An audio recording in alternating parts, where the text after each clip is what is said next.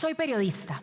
Llevo más de 13 años contando historias, muchas de ellas de violencia de género, especialmente en los últimos años. Cada vez que he narrado estas historias siempre me ponía a pensar en la víctima.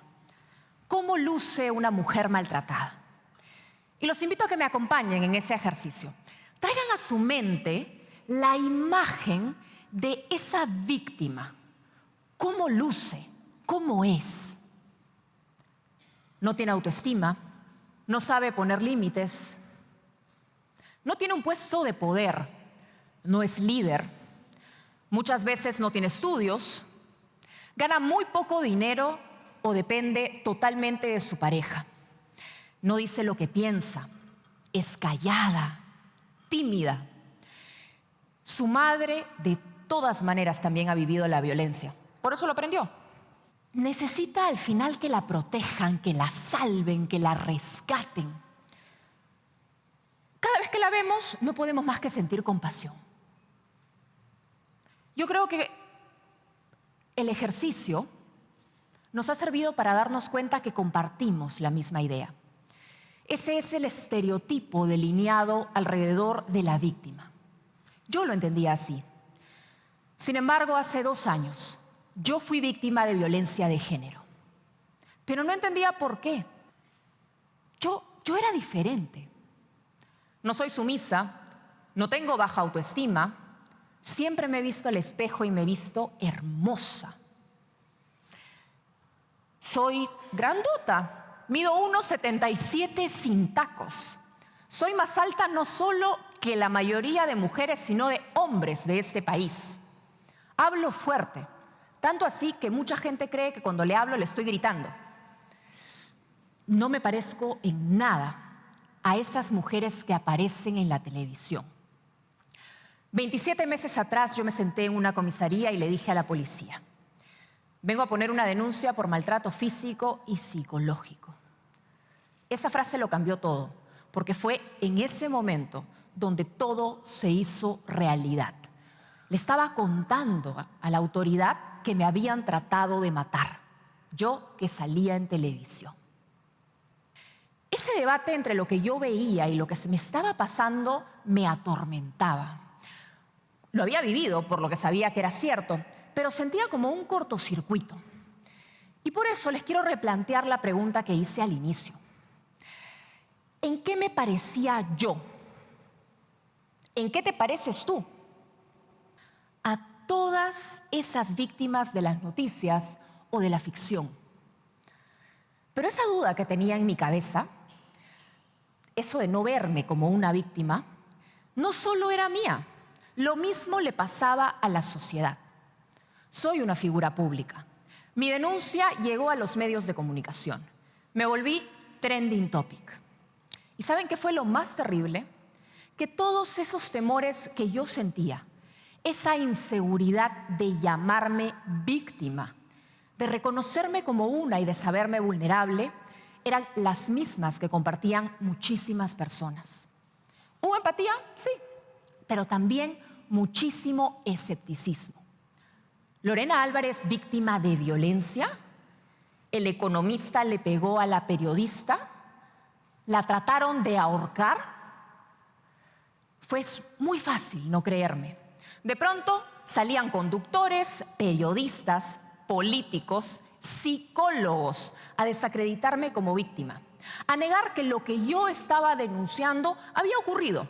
Decían cosas como: no, es imposible si ella tiene su carácter. Obviamente este es un caso de agresión mutua. Que yo era respondona en Twitter. ¿Cómo así de pronto voy a denunciar violencia? ¿Por qué? ¿Por qué era tan fácil no creerme? Porque no luzco como una víctima. El estereotipo que hemos perpetuado en nuestra mente hace muy difícil que podamos reconocer a toda aquella que no encaja en nuestro patrón. ¿Qué es lo que hacemos entonces? No le creemos.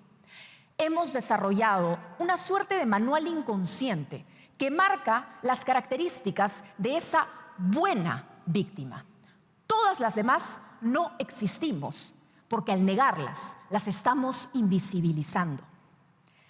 Estamos a la espera de la víctima perfecta. Pero ¿saben algo? ¿Saben cuál es de la única mujer de la que nadie nunca duda? De la muerta. Pero todas las que seguimos respirando somos diferentes. Cada una tiene una historia y no por eso perdemos el derecho a ser víctimas. Y esta necesidad de no creerte cuando te vas del estereotipo, de no verte, es sumamente cruel, porque la incredulidad se traduce además en la necesidad de cuestionarte, de cuestionar tu denuncia. Y acabamos descalificando y recurrimos al pasado de la víctima como si fuera una suerte de historial criminal. Sentimos que hay que combatir esa verdad cuando resulta ilógico, porque en los países donde se ha medido, el porcentaje de denuncia falsa no supera el 2%. No es verdad, entonces, que todas las víctimas mientan. Pero más allá de esta crueldad y el repudio social al que sometemos a la víctima imperfecta, como sociedad lo que acabamos haciendo es anulando nuestra capacidad de reaccionar y de ayudar a una persona que es víctima de la violencia. ¿Por qué? Porque no imaginamos posible que a tu hermana, que a tu madre, que a tu compañera de trabajo, a tu amiga, a tu hija, alguien que está en el auditorio ahorita, en este momento, esté siendo víctima de violencia. ¿Por qué? Porque se sale del estereotipo, porque tú la criaste bien, porque es parte de los tuyos. Es más fácil ponernos una venda y tapar la realidad, ese potencial horror. Y cuando llega tristemente ese día donde te cuenta lo que ha vivido, acabas preguntando inconscientemente, solo se te sale: ¿estás segura? En mi caso, con el pasar de los días, ya la evidencia objetiva, los peritajes, hicieron imposible que se me niegue el derecho a ser víctima y que la sociedad me reconozca como una. Pero hubo muchísimas calumnias y me vi forzada a dar una entrevista. En aquella conversación personal, dolorosa, en vivo, en horario estelar en Televisión Nacional, compartí parte de lo que viví. Lloré, estaba en shock, pero ni por eso acabó la necesidad de buscar desacreditar mi testimonio. Y la verdad es que somos capaces de utilizar cualquier cosa. ¿Saben qué fue lo más comentado de aquella entrevista? ¿La manera en que casi me matan? No. Lo más comentado en redes fue que no me había maquillado. Estaba con la cara lavada porque quería que la gente sienta lástima. Quería victimizarme, decían. ¿Y saben por qué no me maquillé? Porque no me dio la gana. Todo lo que les cuento explica por qué muchas veces las víctimas callan. ¿Por qué voluntariamente te vas a arriesgar a hablar y someterte a todo ese escarnio? A que cuestionen tu presente, tu pasado, a tu familia, tu existencia. Tener que rogar porque te crean, que haya pruebas, que no sea tu palabra contra la suya y la de toda la sociedad apoyándolo, porque eres una mala víctima. Pero así como la sociedad no nos cree, la justicia hace lo mismo. ¿Y por qué? Porque la justicia es parte de la sociedad. Son personas que la componen. Es la policía, los peritos, los fiscales, los jueces. Comparten los estereotipos, la falta de enfoque de género, carecen de empatía, el machismo. La justicia pretende que la víctima calce en lo que ellos entienden es víctima. Durante mi peritaje físico, el doctor que estaba revisando mi cuerpo buscando lesiones me preguntó: ¿qué? ¿Y así porque sí le pegó? Bien raro, ¿no?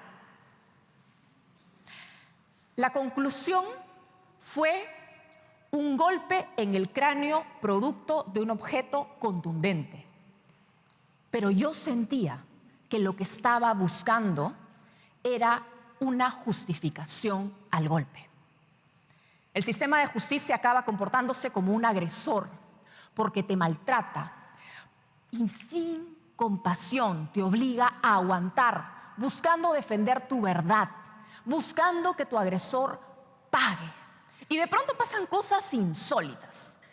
Llega tu peritaje psicológico y en una de las conclusiones, hecho por una mujer, por cierto, dice que fuiste vestida adecuadamente a pasar el peritaje. ¿Alguien me puede decir cuál es el código de vestimenta para ir a un peritaje? ¿Qué hubiera pasado si salía que me vestí mal? Vamos a ponerlo en números. En el Perú, 66 de cada 100 mujeres ha sido víctima de violencia. 7 de cada 10. Pero solo 3 denunciamos. 4 se van a quedar calladas. Sin embargo, de esas 3 que hemos denunciado, 1 va a llegar hasta el final. 2 se van a arrepentir a lo largo del proceso, lo van a abandonar. Entonces ustedes se preguntan, ¿pero por qué lo abandonan? Porque el sistema te revictimiza, porque te obliga a contar con lujo de detalles lo que te pasó innumerables veces. Acaba siendo un proceso torturador, violento, lento y frustrante, porque te hace sentir culpable todo el tiempo. Pero no solo eso desalienta la denuncia. El sistema también castiga tu resiliencia, tu capacidad de encontrar fortaleza para reconstruirte. El salir adelante acaba siendo penalizado por la justicia, porque ésta te necesita congelada en el tiempo. Requiere que tú sigas siendo la misma mujer de la comisaría los años que dure tu caso. La justicia no solo te revictimiza al hacerte repetir una y otra vez lo que viviste, sino que acaba condenándote a ti por seguir con vida. El 13 de noviembre del 2019 comenzó mi juicio, más de 2 años después de haber puesto la denuncia. Pero la mujer que vio la jueza no se parece en nada a la que vio el fiscal el año pasado cuando formalizó la acusación. Menos aún, a la que llegó a la comisaría en el 2017. Y es que incluso a los fiscales, los encargados de defenderte, les afecta que sanes. Es más fácil armar un caso cuando la víctima está destrozada. Pero si no te ves mal, tu caso como que parece poco relevante. Sabe a poco. No te desfiguraron, no te quemaron, no te rociaron ácido. ¿Por qué estás denunciando? Porque te escupieron, te humillaron, te dieron una cachetada, te empujaron contra la pared, te arrastraron del cabello. ¿Vamos a pelear en el Poder Judicial por eso? Y sí, pues, acabas sintiendo que de repente no fue tan grave lo que te pasó, que les estás haciendo perder su tiempo, que tú viva, no importas. Y lo dice la estadística, el 46% de las mujeres que aceptan haber sido víctimas de violencia, pero no denunciaron, aseguran que no lo hicieron porque su agresión no ameritaba ir a la comisaría. Y eso es sumamente peligroso, porque estamos empoderando al agresor. Concentrarnos solo en los casos fatales hace que las agresiones que la justicia tipifica como leves, es decir, aquellas en las que te dan menos de 10 días de descanso médico, y le digan al agresor que sí lo puede hacer, que no pasa nada. Puedes agredirla, pero no exageres. Los feminicidas es sumamente común que ya tuvieran denuncias, solo que jamás hubo sanción. Pero si tú sabes que una cachetada te va a llevar preso, sí lo vas a pensar 2 veces antes de volverlo a hacer. Pero más importante que eso, esa mujer va a sentir menos razones para quedarse callada. ¿Y por qué estoy aquí contándoles mi historia? porque es necesario romper el estereotipo. No solo hay un tipo de víctima, somos muy diferentes. Yo, de acuerdo al estereotipo, soy una mala víctima. Todo el tiempo me lo hacen sentir. Hasta me han dicho que yo no soy una víctima que representa la causa. Pero no solo pasa por cómo te ven, sino cómo tú mismo te percibes. Porque si no consideras la posibilidad de ser una víctima de violencia de género, ¿cómo podrías entonces reconocer que lo eres? No es fácil salir de una relación violenta cuando no sabes que estás en una. Porque sí, entendemos el golpe como violencia, pero normalizamos muchísimas otras formas. El control, la posesión, que te fuerce a tener sexo, que te diga que eres loca, paranoica, menosprecia lo que haces, lo que opinas, que se pelea contigo justo cuando vas a salir sola con tus amigas, el que siempre te diga que andas provocando a los hombres, que te pida tus claves, que revise tu teléfono. Todas esas señales no las reconocemos y estamos con la guardia baja, las alarmas apagadas por el simple hecho de que no calzamos en ese estereotipo de víctima. ¿Cuántas mujeres han dicho? Hemos dicho, yo jamás voy a estar en una relación violenta. ¿Por qué no? ¿Qué las hace estar tan seguras? ¿Cuántos podrían afirmar con la misma seguridad, a mí nunca me van a robar el celular? Nadie. Pero con la violencia de género, como a nosotras no nos va a pasar, todos estos signos iniciales del agresor los interpretamos como mal humor, tomó de más, yo estaba estresado. Decimos, yo a la primera lo dejo. Pero yo les pregunto, ¿cuál es la primera? Porque el golpe nunca es la primera. La primera son todos esos signos. Y sus primeras victorias son cuando dejas de usar el escote, cuando ya no subes la foto, cuando ya abandonas y dejas de ver a ese amigo o amiga que le cae mal. Ese golpe en el closet que dejaste pasar. Tus límites se van transformando. Y cuando de pronto ese puño ya no golpea la puerta, sino tu cuerpo, no resulta tan sorprendente. Porque si escupe al suelo en una discusión, cuando lo haga en tu cara, era inevitable, porque no lo viste venir.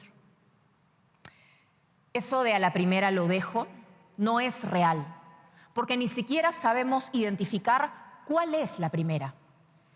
Y no eres la verdad más valiosa ni menos víctima por el momento en que rompes el silencio y te rescatas de ese agresor al que le abriste la puerta de tu vida y en el que voluntariamente depositaste tu confianza sin oír la alarma porque la tenías apagada. Te pueden robar el celular.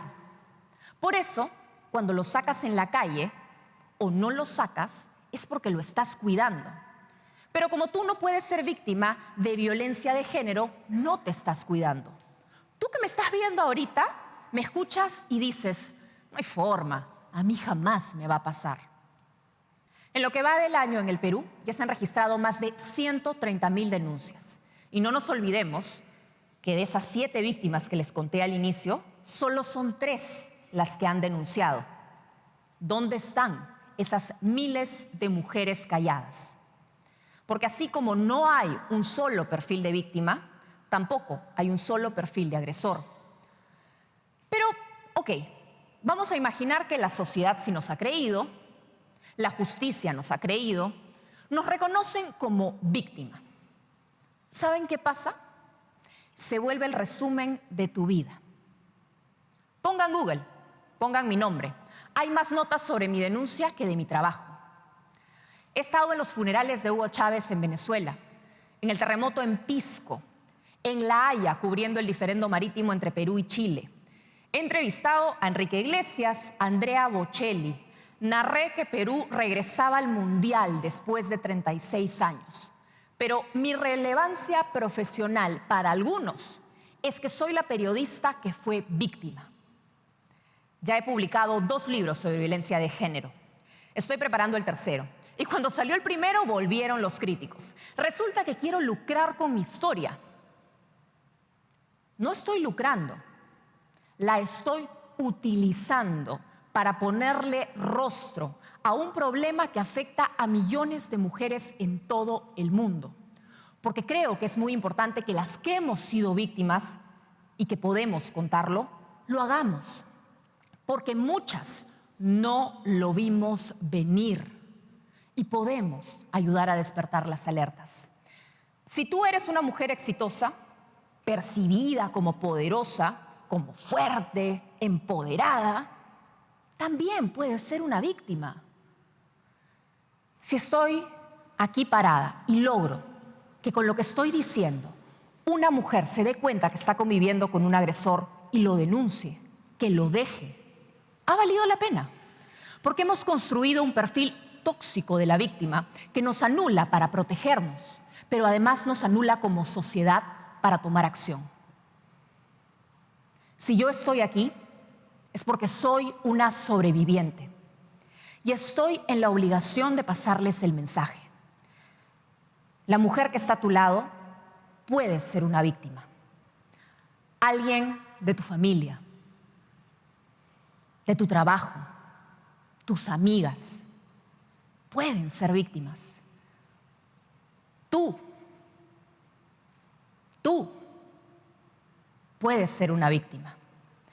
Por eso debemos prender las alarmas. Todas podemos ser víctimas. Gracias.